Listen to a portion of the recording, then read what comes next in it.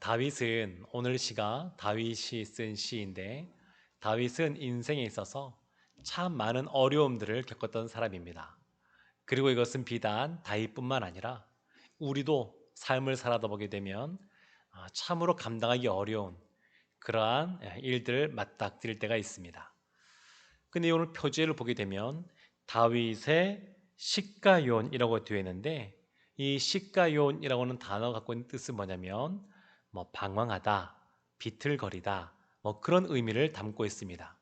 그래서 정확하진 않지만 추측컨대 오늘 이 시에서 나오는 시가요원이라는 표현은 슬픔의 노래, 그렇게 이해하면 무난할 것 같습니다.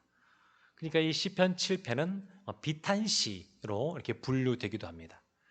근데 이런 다윗의 시가연, 이 시가연 다음에 나오는 것이 뭐냐면 베냐민인 구시의 말에 따라 여호와께 드린 노래. 베냐민인 구시가 다윗을 억압하고 힘들게 하고 있다. 그런 상황 속에서 다윗이 이렇게 하나님께 시를 통해서 기도한 것이다. 이런 것들을 담고 있습니다. 그런데 성경을 찾아보게 되면 굿이란 사람이 누군지 정확하게 나와 있는 부분이 없습니다. 그래서 아마도 추측컨대 이 굿이라고 하는 그런 이름은 아마도 에티오피아에서 애굽으로 왔다가 출애굽할 때 허다한 무리가 함께 애굽에서 나오게 되는데 갈렙 같은 사람들처럼 나오게 되는데 그때 같이 나온 사람이 아닌가 이렇게 추측을 하게 되고 갈렙은 그닛 사람 갈렙은 유다 지파에 속하게 되었는데 아마 이 구시의 그 조상은 아마 베냐민 지파에 속한 것이 아닌가 다 추측입니다. 히브리 언어 이름 중에서 이런 굿이란 이름이 있지 않기 때문에 흔치 않기 때문에 추측을 하는 것인데 그러면 아마도 이 사람은 아주 유명한 사람은 아니니까 어떤 면에서는 사울 왕이 다윗을 핍박할 때에 다윗이 사울 왕에게 도망 다닐 때에 아마 거기에 편승해서 동참해서 다윗을 힘들게 하지 않았을까 이렇게 추정들을 하고 있습니다. 근데 이러한 표절을 갖고 있는데 중요한 것이 있습니다. 2절 말씀 보게 되면 이 다윗이 처한 상황이 나오는데 이렇게 나옵니다. 건져낼 자가 없으면 그들이 사자같이 나를 찢고 뜯을까 하나이다. 다윗이 현재 처한 상황이 뭐냐면 사자가 나를 찢고 뜯을까? 그러니까 사자처럼 나를 찢어버리고 뜯어낼 것 같은. 그러니까 본인의 지금 처한 상황이 얼마나 위급한 상황인지를 알 수 있습니다. 바람 앞에 있는 촛불처럼 풍전등화 그런 상황 속에 처한 것을 볼 수 있습니다. 그런데 이러한 다윗이 이러한 상황이 있을 때 취한 행동이 있습니다. 이 첫 번째 다윗이 취한 행동인데 그 시인이 무엇을 취했냐면 주님께 피했습니다. 1절 보면 이렇게 나와 있습니다. 여호와 내 하나님이여 내가 주께 피하오니 나를 쫓아오는 모든 자들에게서 나를 구원하여 내소서. 주께 피하였다. 근데 우리가 어떤 위급한 상황이나 다급한 어떤 상황이나 그렇게 그런 일을 맞닥뜨리게 되면 사람이 본능적으로 본성적으로 그 위험을 피하게 됩니다. 이것은 신자든 불신자든 마찬가지인 것 같습니다. 그 상황에서 피하려고 하는 것이 아주 본성인 것 같습니다. 그래서 오늘 이 말씀에서는 중요한 것은 뭐냐면 피했다가 아니라 그 앞에 나와 있는 죽게라는 단어입니다. 죽게. 어디로 피했느냐? 어디로 피했느냐가 중요합니다. 주님께 피했다는 겁니다. 주님께. 다윗이 주님께 피했습니다. 이것은 다윗이 갖고 있던 믿지 않는 사람들과 다른 특별한 특권이었습니다. 하나님의 은혜입니다. 하나님께 피한다, 하나님께 피할 수 있다라고 하는 것은 세상 사람들은 누리지 못하고 알지 못하는 믿는 사람이 갖고 있는 특권인 것을 볼 수 있습니다. 다윗은 주님께 피했습니다. 주님께. 다윗이 이런 위급한 상황 속에 주님께 피할 수 있는 것은 이전에도 주님께 피한 경험들이 있고 그리고 때로는 이렇게 심각한 상황이 아니어도 어떤 작고 사소한 문제가 있을 때에도 주님께 피하는 그러한 훈련이 되어 있기에 이렇게 위급한 상황에도 피했다라고 볼 수 있습니다. 이런 훈련이 안 되어 있는 사람들은 갑자기 어떤 일이 닥쳤을 때에 주 앞에 나와서 기도해야지 이런 마음이 선뜻 들지가 않습니다. 생각보다 그러지가 않습니다. 그러나 하나님의 인자하심과 하나님의 은혜 베푸심을 경험한 사람들은 하나님 앞에 나와 또 기도하고 피하고 간구하는 것들을 볼 수 있습니다. 우리가 새벽에 기도회도 있고 또한 우리가 큐티 집으로 또 말씀을 묵상하기도 하고 뭐 또 저녁에도 금요기도 있긴 있습니다만 우리가 날마다 말씀을 통해서 또 기도하는 시간을 통해서 하나님께 늘 나아가는 사람은 이러한 긴급한 일이 있을 때 주님을 떠올리게 되어 있고 주님이 나의 반석이 되시고 피할 길이 되시고 나의 피난처가 된다는 것을 알고 그걸로 피하게 됩니다. 지금 이 다윗이 이 시인이 그런 주님 앞에 피한 겁니다. 사자처럼 자신의 몸이 찢길 것 같은 뜯길 것 같은 그런 위급한 상황 속에서 주님 앞에 나아오고 피하는 시인을 볼 수 있습니다. 에스더서 말씀을 보게 되면 아주 유명한 구절이 있습니다. 에스더서 4장 15절 16절 말씀인데 이렇게 기록이 되어 있습니다. 에스더가 모르드게에게 회답하여 이르되 당신은 가서 수산에 있는 유다인을 다 모으고 나를 위하여 금식하되 밤낮 3일을 먹지도 말고 마시지도 마소서. 나도 나의 시녀와 더불어 이렇게 금식한 후에 규례를 어기고 왕에게 나아가리니 죽으면 죽으리이다 하니라. 에스더가 모르드게에게 한 말입니다. 금식한 후에 나도 금식하고 지금 죽을 위기에 처해 있는 유다인들 모든 민족의 사람들이 다 금식하고 내가 사흘 뒤에 나아가서 죽으면 죽으리이다. 하나님께 내어 맡기고 생명을 건 그러한 간구를 하는 것을 볼 수 있습니다. 에스더가 이렇게 했었던 것은 그 이전에도 하나님을 의지하면서 하나님께 피한 경험들이 있으니까 이제는 그보다 훨씬 더 큰 문제지만 목숨을 걸고 하나님께 간구한 걸 볼 수 있습니다. 이런 장면은 성경에 참 많이 나옵니다. 에스라도 보게 되면 이런 경우가 있습니다. 에스라서 8장 21절부터 23절까지의 말씀인데요. 에스라와 또 이스라엘 민족이 두 번째로 바벨론에서 돌아올 때에 처했던 일입니다. 이렇게 8장 21절 23절 이렇게 말씀하고 있습니다. 그때에 내가 아하와 강가에서 금식을 선포하고 우리 하나님 앞에서 스스로 겸비하여 우리와 우리 어린아이와 모든 소유를 위하여 평탄한 길을 그에게 간구하였으니 이는 우리가 전에 왕에게 아뢰기를 우리 하나님의 손은 자기를 찾는 모든 자에게 선을 베푸시고 자기를 배반하는 모든 자에게는 권능과 진노를 내리신다 하였으므로 길에서 적군을 막고 우리를 도울 보병과 마병을 왕에게 구하기를 부끄러워하였음이라. 그러므로 우리가 이를 위하여 금식하며 우리 하나님께 간구하였더니 그의 응낙하심을 입었느니라. 아멘. 에스라가 그 당시에 페르시아의 황제에게 은혜를 입었습니다. 그래서 돌아갈 수 있는 그러한 기회를 얻게 되었고 돌아갈 때 왕이 그랬습니다. 에스라야, 너희가 돌아갈 때 내가 군대를 보내서 말과 마병을 보내서 너희를 보호해 주겠다. 그때 에스라가 뭐라고 말했었냐면 이렇게 말했습니다. 황제에게. 황제시여, 걱정하지 마십시오. 걱정하지 마십시오. 우리는 하나님이 보호해 주십니다. 하나님이 지켜주십니다. 왕이 도와주지 않아도 괜찮습니다. 이렇게 큰 소리를 딱 쳤습니다. 그리고 막상 돌아올 때에 적군들의 위협이 아주 심각하게 펼쳐졌습니다. 지금 이 아하와 강을 지나서 건너가게 되면 대적들이 이들을 죽이려고 대기하고 있는 모습입니다. 그런데 이런 상황 속에서 다시 왕에게 가서 왕이여 도와주세요. 그러면 왕이 도와주겠지만 그렇게 왕에게 도움을 구하는 것이 하나님 앞에서 부끄러운 것이다 라고 생각을 했습니다. 그래서 이 에스라가 함께 나온 그 수천 명의 사람들과 함께 금식을 선포하며 함께 기도하는 겁니다. 한번 상상해 보십시오. 왕에게 큰 소리치고 그리고 환송받으면서 그 길을 떠났습니다. 그런데 이 아와 강을 지나서 쭉 내다보니까 대적들이 기다리고 있습니다. 그냥 사자가 입을 딱 벌리고 있는데 그 입속으로 들어가는 그런 형국입니다. 그 죽을 자를 찾아서 가는 겁니다. 그게 너무나 빤히 보이는 겁니다. 근데 에스라 혼자가 아니라 그의 가족도 있을 것이고 그와 함께 나온 사람들 그들만이 아니라 그들의 부모님 또 아내 자녀들 많은 사람들이 있을 텐데 다 지금 죽을 위기에 처한 겁니다.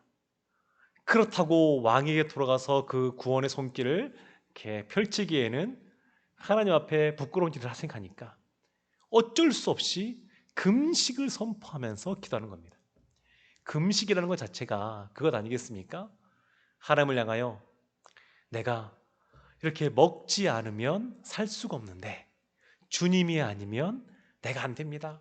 주님을 향하여 갈망하는 마음으로 굶주리는 모습으로 나가는 것 아니겠습니까? 간절한 모습으로 나가는 것이 금식 아니겠습니까?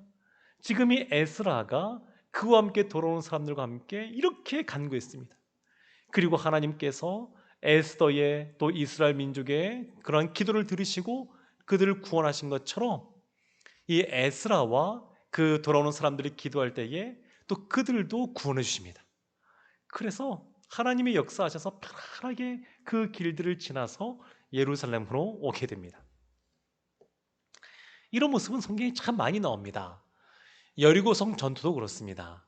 여리고성 전투 보게 되면 이스라엘이 출애굽한 이후에 40년의 광야 세월을 지나고 요단강을 건너갈 때에 아마 40년 동안 광야에서 사겠을 겁니다.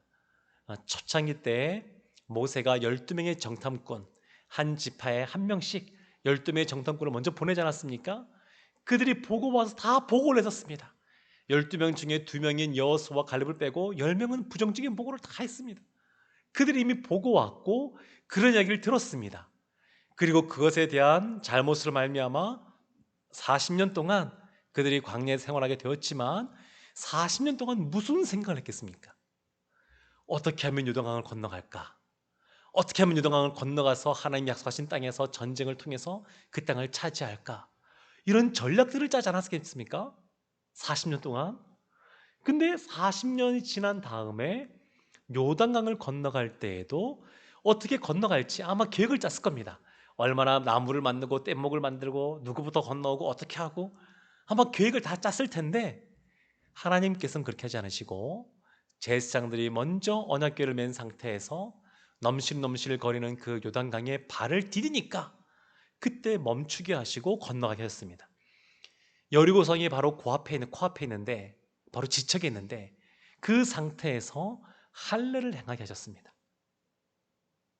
야곱의 스토리에서를 봤듯이 이 세겜 족속에게 이 레위와 시몬이 속여가지고 꾀를 내가지고 너희가 할례를 행하면 우리의 동생 디나를 주겠다라고 해놓고 그들이 할례를 받은 다음에 거동이 불편할 때 다 그들을 죽였던 것처럼 여리고 성에서 성문을 열고 그들이 나와서 이스라엘 친다 그러면 죽을 수밖에 없는 그런 상황. 그런 상황인데도 그들이 할례를 했습니다. 여리고 성을 전쟁할 때도 마찬가지입니다. 하루에 한 바퀴씩 돌지 않습니까? 언제 그들이 성문을 열고 나와서 공격할 수도 있고 또 여러 가지 장거리로 이렇게 쏘는 것들로 공격할 수도 있고 그럴 수 있는데 그럼에도 불구하고 그들이 입을 다물고 하나님께서 입을 열지 말라 그랬거든요. 어쩌면 연약한 사람이 있어서 이 상황이 지금 무슨 상황이냐 상식적으로 이해도 안 되고 합리적이지도 않고 전략적이지도 않고 이런 말들을 하게 되면 그런 것이 바이러스처럼 막 이렇게 퍼져나가니까 부정적인 것이 퍼져나가니까 아마 입을 다물게 하지 않았을까 싶긴 합니다만 그들이 하나님을 믿는 믿음 안에서 그것을 닫고 도는 겁니다. 아마 금식하는 거랑 비슷하지 않을까 싶습니다. 그들이 무슨 생각을 하면서 돌았겠습니까? 무슨 기도를 하면서 돌았겠습니까? 성벽은 높고 사람들은 기골이 장대한 그러한 사람들, 철기 문화를 갖고 있어서 무기도 앞서는 사람들, 근데 이스라엘은 뭐 무기도 변변이 없고 그리고 제식 훈련 제대로 받아본 적 없는 그러한 군대. 그러니까 하나님만 의지할 수밖에 없는 것이죠. 하나님만. 그리고 우리가 아는 것처럼 그 결과는 대승을 거두게 됩니다. 대승. 반면에 그 다음에 벌어지는 아이성 전투를 보게 되면 하나님을 의지하지 않고 보니까 만만해 보이는 겁니다. 조그마한 성이고 그냥 다 올라갈 필요도 없고 몇 층만만 보내도 이길 수 있을 것 같은. 근데 그렇게 하나님께 기도하지도 않고 그렇게 행했더니 패배하고 마는. 그래서 이러한 사건들을 통해서 우리가 알 수 있는 것은 뭐냐면 어떤 큰 일이든 작은 일이든 그것과 상관없이 우리에게 어떤 문제가 줬을 때에 주께 피해야 된다는 겁니다. 주님께. 주님이 우리의 피할 길을 주시고 우리의 반석이 되어주시고 또 우리의 능력이 되어주시고 우리가 그 문제를 해결할 수 있는 진정한 해결권자가 되기 때문에 그렇습니다. 사랑하는 성도 여러분, 우리도 오늘 삶을 살아갈 때에 나의 능력, 나의 힘을 의지하는 것이 아니라 시인인 다윗이 주께 피하듯이 어떤 상황에서도 주님께 피하는 하나님의 자녀들 되시기를 주님의 이름으로 축원합니다. 두 번째 우리 시인의 모습을 볼 것이 있습니다. 그것은 뭐냐면 선으로 악을 이겼습니다. 이 다윗은 선으로 악을 이긴 그러한 사람입니다. 오늘 4절 말씀 보게 되면 이런 말씀이 있습니다. 화친한 자를 악으로 갚았거나 내 대적에게서 까닭없이 빼앗았거든. 이게 무슨 말이냐면 이 죄악을 말하는데 두 가지 죄악을 말합니다. 첫 번째는 뭐냐면 화친한 자를 악으로 갚았거나 시인이 자신에게 선대한 사람, 화친한 사람, 잘 지내는 사람, 나에게 은혜를 베푼 사람에게 오히려 내가 악을 갚았다. 이것은 죄가 되겠죠? 나에게 잘해준 사람에 대해서 잘해주지는 못할 망정 그 사람에게 악으로 행했다고 하는 것은 세상 사람들이 볼 때도 저 사람은 잘못된 사람이야 라고 정죄할 수 있는 그런 상황입니다. 근데 시인이 내가 그런 죄를 지었거나 또 두 번째는 어떤 거냐면 4절 하반절을 보게 되면 내 대적에게서 까닭 없이 빼앗았거든. 대적은 원수입니다. 원수에게 무엇인가 빼앗은 겁니다. 예를 들면 원수가 나에게 사기를 쳐서 1억을 뺏어갔습니다. 1억을 사기쳤습니다. 내가 1억을 잃어버렸습니다. 그래서 그 집을 쫓아가서 그 집에 있는 냉장고, 텔레비전, 에어컨 이런 것들을 내가 가지고 왔습니다. 그럴 수 있을까요? 없을까요? 1억을 떼었는데 그거에 왜 1,000만 원도 안 되는 거 내가 가지고 왔습니다. 그럴 수 있지 않습니까? 그런데 시인이 뭐라고 하냐면 그 악한 대적이라 한다 할지라도 그에게서 무엇인가 빼앗았다 그러면 그것이 나에게 죄가 됩니다 라고 말하는 겁니다. 그러니까 이것은 좀 억울한 것 같습니다. 어떤 사람이 시인을 왕따를 시켰습니다. 학교에서, 직장에서, 또 어쩌면 교회 안에서 그런 사람이 있을지도 모르겠습니다. 왕따를 시켰습니다. 그 사람을. 그러면 왕따를 당한 그런 시인의 입장에서는 어떤 기회가 주어졌을 때에 그 왕따를 주도한 사람에게 안 좋은 소리를 하거나 뭔가 다른 식으로 보복을 하거나 그럴 수 있지 않겠습니까? 미워하는 마음이 들 수 있지 않겠습니까? 그런데 시인이 그것도 죄다라고 고백하는 겁니다. 억울할 수 있습니다. 원인 제공자가 내가 아니라 시인이 아니라 상대방, 악한 대적입니다.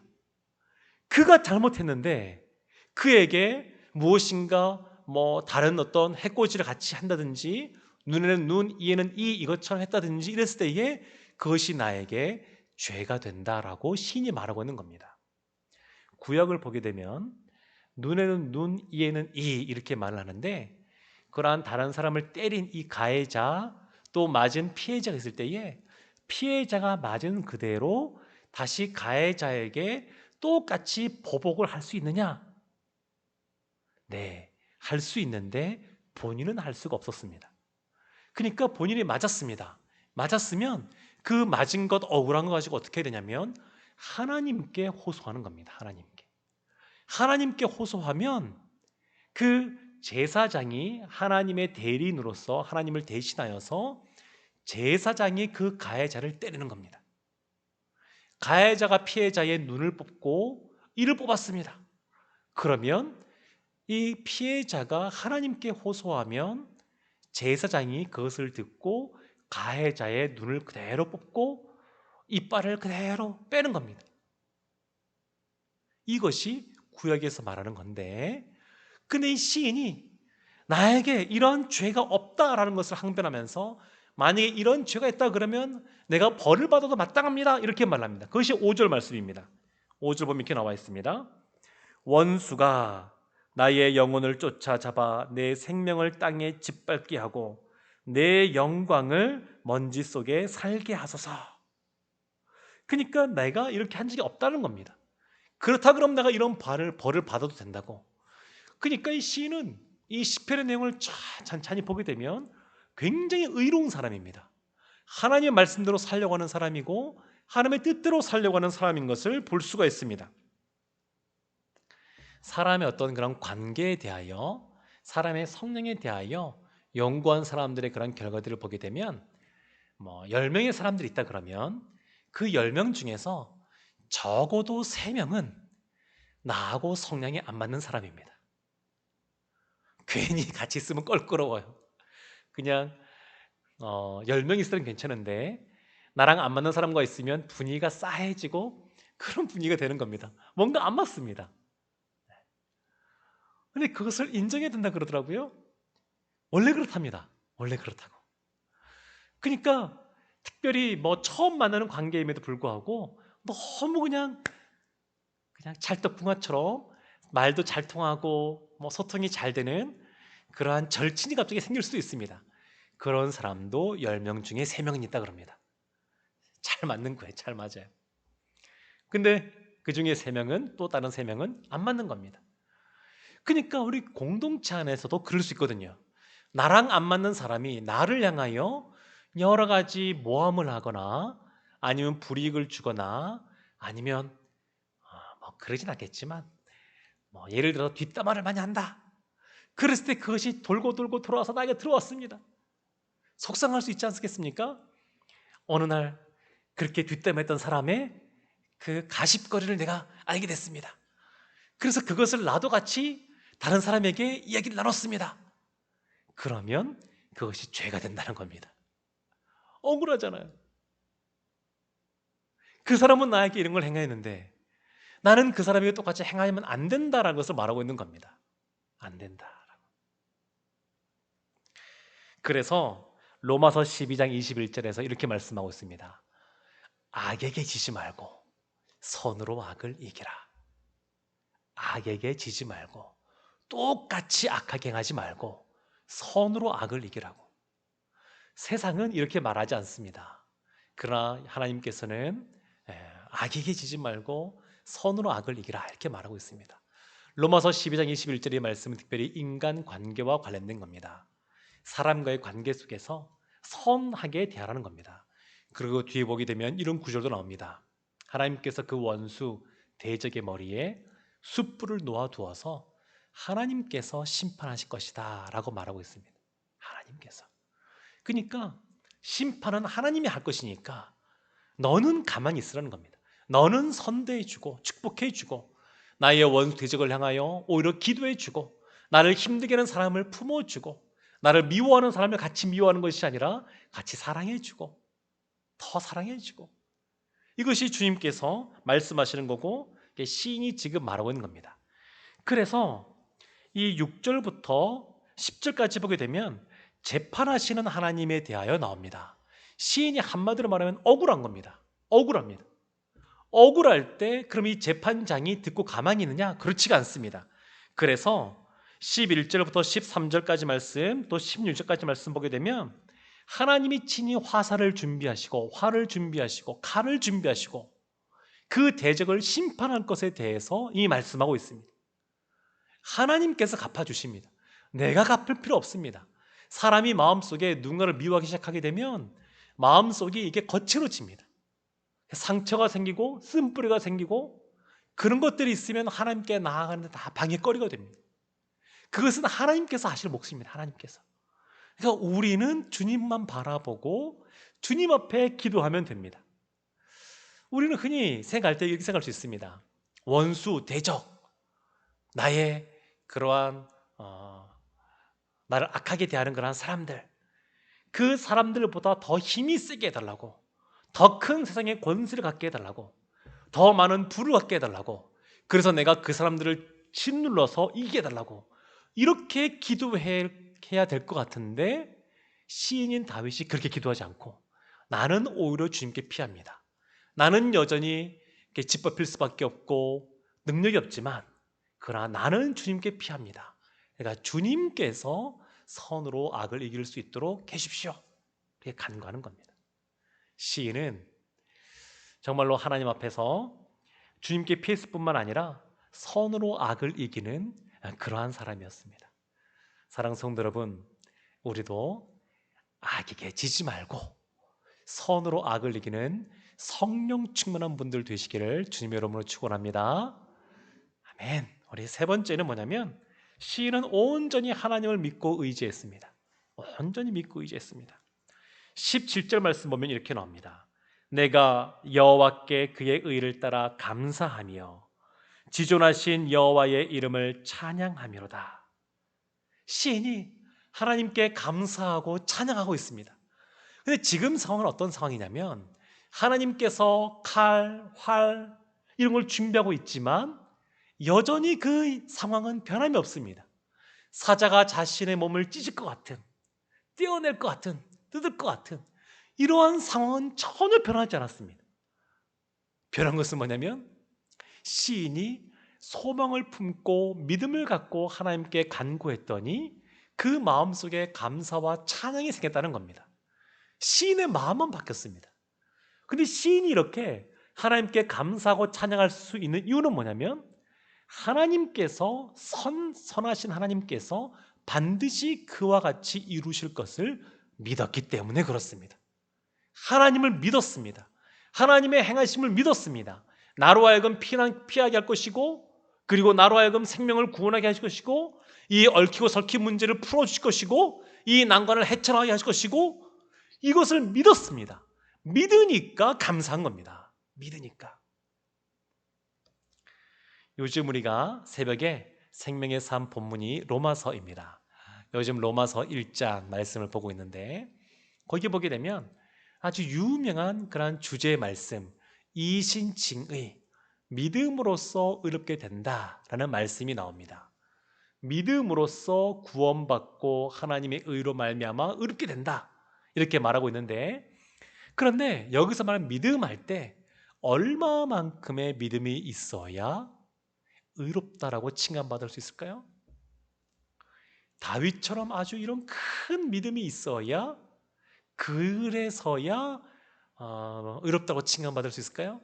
아니면 아주 작은 믿음, 연약한 믿음이라도 주님을 향하여 그런 믿음을 갖고 있으면 의롭다라고 칭함받을 수 있을까요? 어떨 것 같습니까?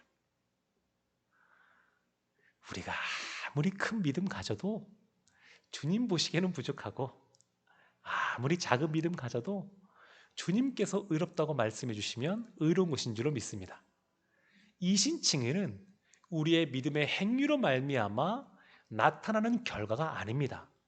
우리의 행위가 아니라 우리가 주님을 믿을 때에 하나님이 우리를 불쌍히 여기셔서 우리에게 큰 은혜를 베풀어 주셔서 우리로 하여금 의롭다라고 칭해 주시는 겁니다. 우리가 원래 의로워서 그런 사람이 아닙니다. 다윗은 진짜 하나님 앞에 마음에 합한 자로서 의롭게 살았던 사람입니다.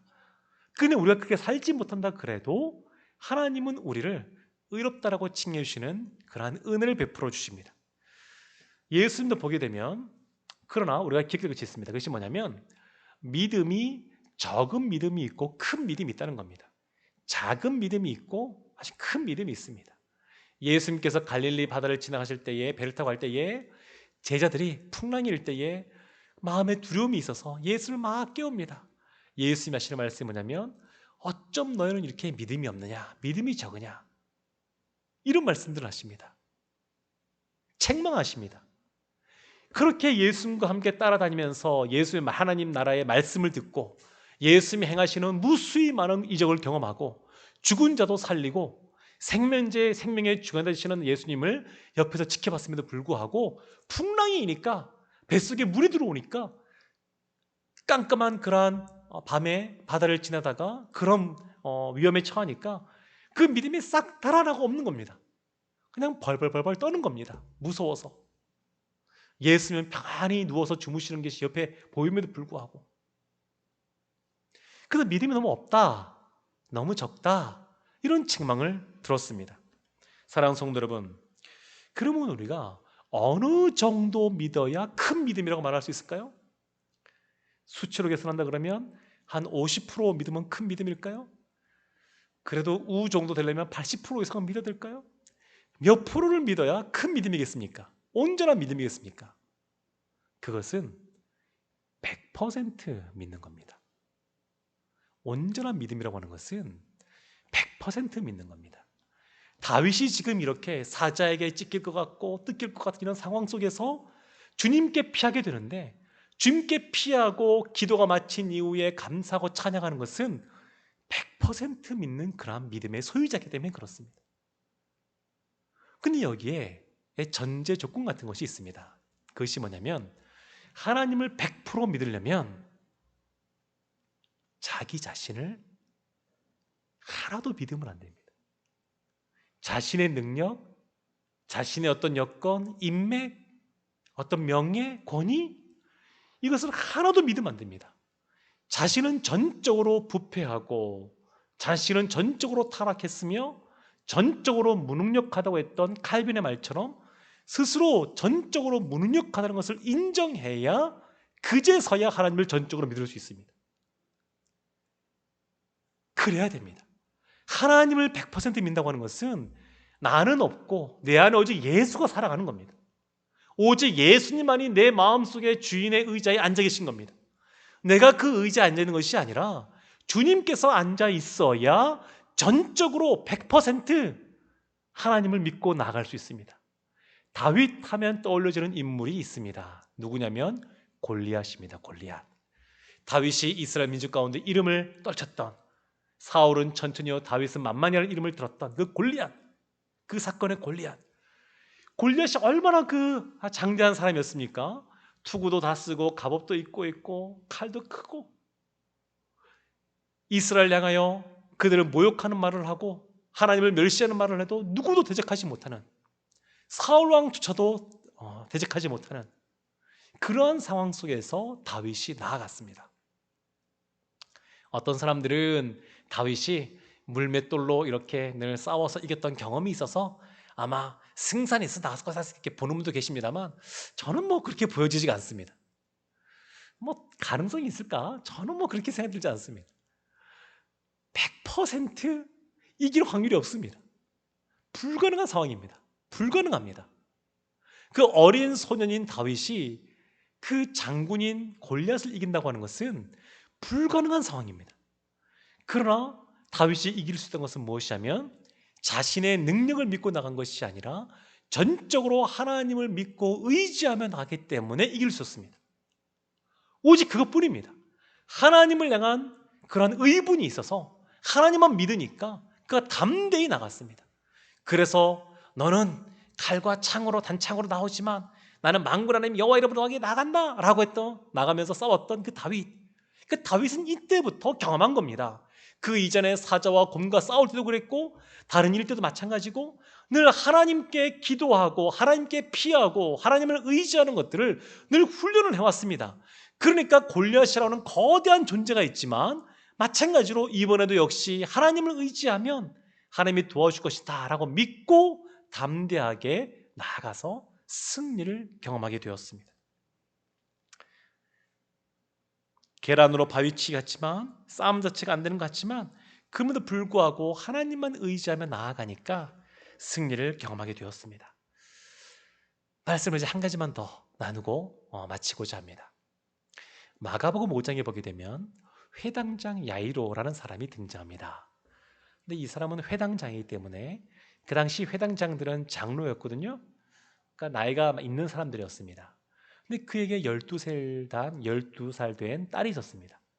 그러니까 아마 늦게 낳은 그 외동딸이었던 것 같습니다. 늦게 낳은. 그러니까 너무나 아마 이뻐했겠죠. 근데 그 딸이 죽을 병에 걸려서 많은 의사에게 보이고 많은 돈을 썼음에도 불구하고 낫지 않고 점점 더 병이 중후해져서 죽을 위기에 처하게 되었습니다. 그때 이 야이로가 예수님에 대한 소문을 듣습니다. 예수님에 대한 소문을 듣고 믿음이 생겼습니다. 아, 예수님께 나아가면 내 딸이 낫겠구나. 아마 이때 100% 믿던 것 같습니다. 그럼 예수님께 나와서 예수님보다 더 젊었을 것 같은데 예수님께 무릎을 꿇고 간구합니다. 예수님, 우리 집에 오셔서 내 딸에게 안수해 주셔서 내 딸이 좀 낫게 해달라고. 그래서 예수님께서 가자 그랬습니다. 가자. 그런데 예수님께서 이 야이로에게 믿음을 심어주기 위해서 중간에 어떤 사건이 벌어지게 하시냐면 혈루증 앓던 여인을 등장시킵니다. 혈루증 앓던 여인은 12년 동안 고생하였지만 낫지 못하고 병이 중하던 차에 예수님의 옷깃만 잡아도 나을 것이라는 믿음을 갖고 예수님께 나왔습니다. 예수님께서 능력이 나간 걸 다 알고 있음에도 불구하고 굳이 서가지고 누가 내 옷에 손을 대었느냐 물으시고 그 여인으로 하여금 많은 사람들 앞에서 내가 여차여차해서 예수님께 나와왔고 이렇게 구원을 받았습니다. 이것을 간증하게 했습니다. 그래서 예수님께서 그 여인에게 딸아, 내 믿음이 너를 구원하였으니 평안히 가라 이렇게 말씀하였습니다. 이것은 야이로도 들으라고 끝까지 그 믿음을 간직하라고. 너 지금 보지 않았냐고. 이 여인이 믿음을 갖고 옷깃만 잡았지만 나았다는 것을 친히 보여주시고 들려주신 겁니다. 근데 참 묘한 것은 뭐냐면 하나님이 참 드라마틱하게 참 극적인 그런 분이신데 딸아, 내 믿음 너를 구원하였으니 평안히 가라라고 이 말이 끝나기 전에 야이로의 집에서 종이 옵니다. 그래서 그렇게 말하죠. 당신의 딸이 죽었나이다. 동시에 이것이 오버랩되는 겁니다. 동시에. 그러니까 이때 야이로가 믿음이 다 잃어버리고 이제 불가능한 상황이 되었구나라고 좌절한 것 같습니다. 예수님께서 뭐라고 말씀하시냐면 두려워하지 말고 믿기만 해라 이렇게 말씀하십니다. 그래도 끝끝내 이 야이로가 믿음을 못 가진 것 같습니다. 예수님께서 가셔서 그 여인에게 딸에게 달리다고 이러고 세우신 이후에 아무에게도 이 이야기를 하지 말라고 말합니다. 혈루증 앓던 여인은 믿음으로 고침받아서 많은 사람에게 간증하게 하셨지만 야이로는 오히려 아무에게도 말하지 말라고. 그러니까 우리가 주님 앞에 100% 믿음을 갖고 나아가야 되는데 언제까지 100% 믿음 갖고 나아가야 되냐면 주님께서 구원해 주실 때까지. 상황이 더 어려워지면 당신의 딸이 죽었나이다 라고 하는 누가 보더라도 이 불가능한 상황, 그러나 그 불가능한 상황을 넘어서서 역사하시는 하나님을 인정하고 그 하나님을 향하여 더 큰 믿음 갖고 나아가야 될 줄로 믿습니다. 이 다윗은 그런 것을 경험한 사람입니다. 이 다윗은 얼음이 있을 때마다 주님께 피했던 사람이고 선으로 악을 이긴 사람이며 온전히 하나님만 100% 믿고 나아간 사람이었습니다.